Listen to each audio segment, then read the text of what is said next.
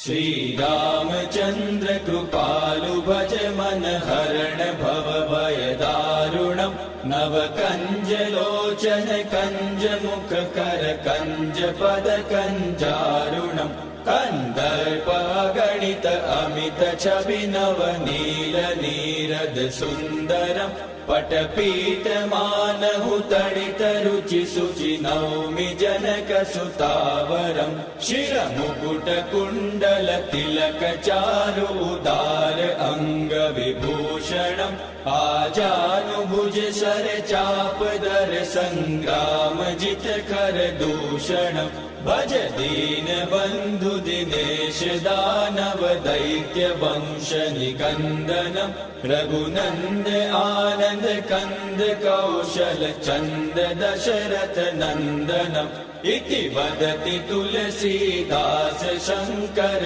शेष मुनि मनरंजनम् मम हृदय कंज निवास कुरु कामादिकल दल गंजनम् मनुजाहि राचेहु मिलहि सोबरु सहज सुंदर सावरो करुणा निदान सुजान शील स्नेहु जानत रावरो एहि भांति गौरी असीम सुनि सिय सहित हिय हर्षियलि तुलसी भवानी पूजि पूनि मुदित मन मंदिर चली सो जानि गौरी अनुकूल सिय हिय हर्षु न जाय कहि मंजूल मंगल मूल वाम अंग फहक न लगे श्री रामचंद्र कृपालु भज मन हरण भव भय दारुणम् नव